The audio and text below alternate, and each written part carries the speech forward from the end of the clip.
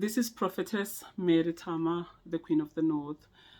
Today I want to talk about something really important, especially for the Black community, especially in this season where there is an awakening among Black people and the rebirth of Israel is happening as we speak.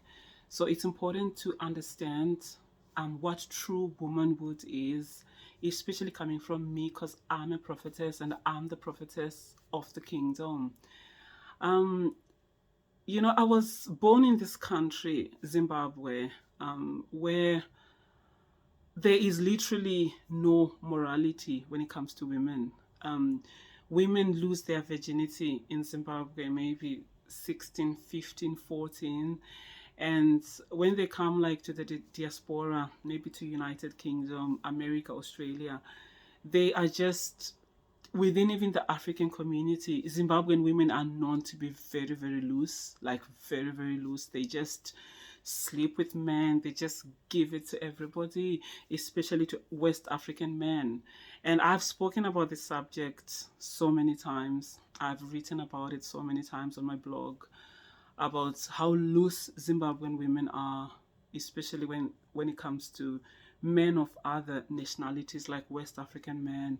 Sometimes they're even called the concubines of West Africans. Yet, within the culture of Zimbabwe, when a woman is getting married, they make a very big deal of the Lobola, the bride price, or the dowry. These Zimbabwean women, even though they are very loose, even though they don't even give any regards to their womanhood or their virginity, yet when it comes to the bride price, when someone says, I want to marry you, they then make a big deal that you have to pay the bride price for me because of my worth as a woman. You have to respect the culture and pay Lobola for me. And I find this to be not only disgraceful, but it just goes to show how pagan Zimbabwe is and how right is wrong and wrong is right. And you find this Zimbabwean man, what I find even more shocking is that a Zimbabwean man will say, I want to marry you to a Zimbabwean woman. And he knows that this woman is not a virgin and that this woman has slept with the whole community. She's given it to Tom, Dick, Harry, left, right, and center for nothing, right? She has slept with all these men for nothing. Then the man who decides to even honor her and say, I want to marry you, then they say, pay the Lobola for me, pay the bride price. You have to respect me as a woman and honor me. When you have not honored yourself, you have not even honored your virginity, you have not even honored your own womanhood, why should this man pay the bride price for you? And when I always challenge them about this whole thing that you can't have a man paying the bride price for you because you're not a virgin. They always say that, oh, bride price is biblical.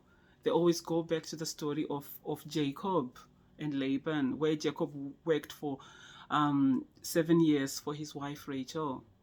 And they always say, oh, bride price is biblical, Lobola is biblical, the dowry is biblical. And yes, it's true. The dowry is actually biblical, the Lobola is biblical. But the Lobola is actually for virgins. The God of Israel values the virginity of a woman. That is actually her price. That is why a man is marrying this woman. It's because he's going to have this woman all to himself. That is the price that the man is getting. It's a virgin.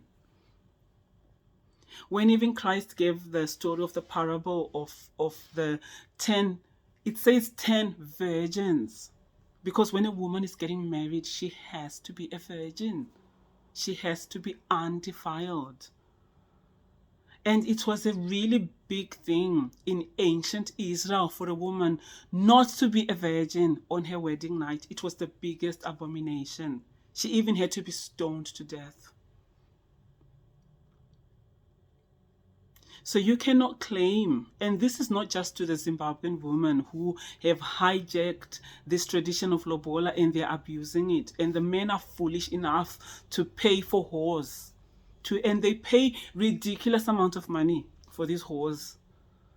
The parents will be charging a lot of money for a daughter they know that is a whore, and she's slept with the whore community, yet they still charge this ridiculous amount of money.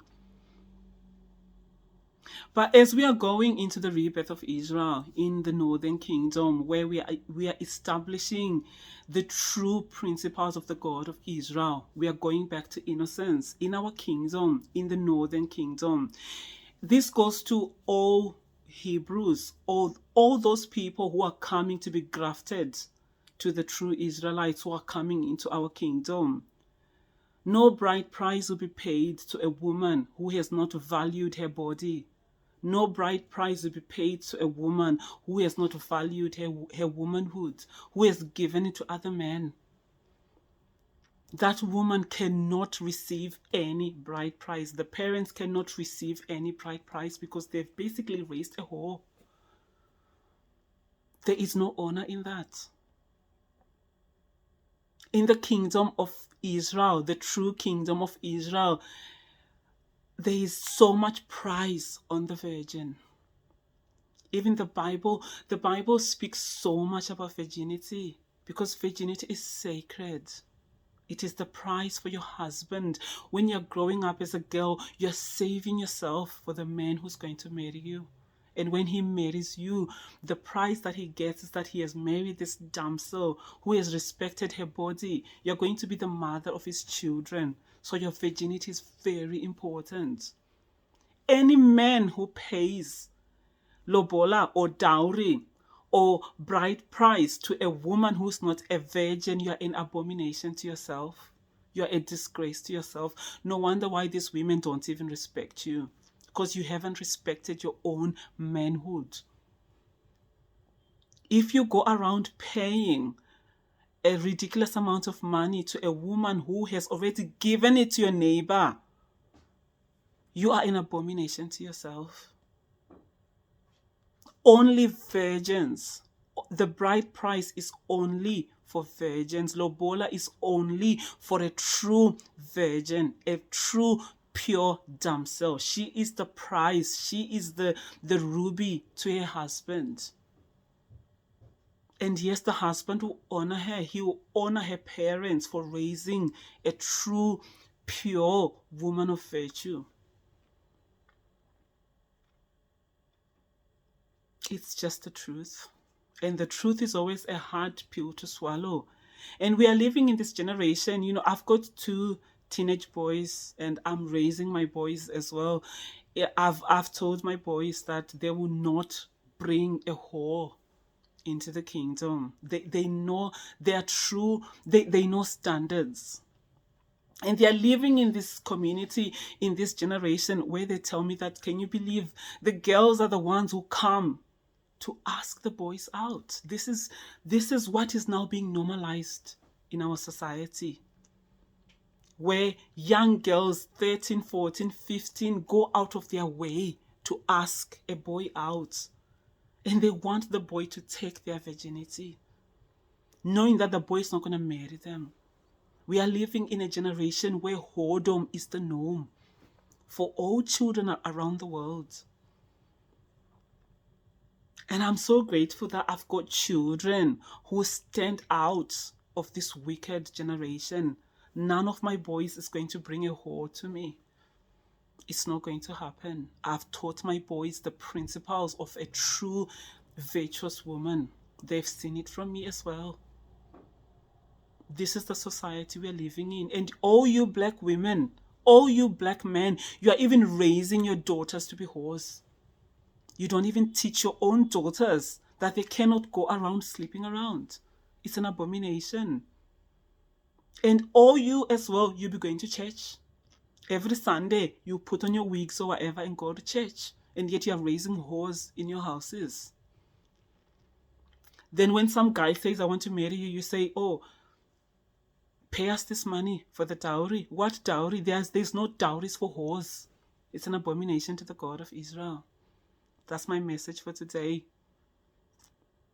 No man in the northern kingdom will pay for a whore. The bride price, the lobola, the dowry is only for virgins. That is the true principles of the God of Israel. I am your prophetess.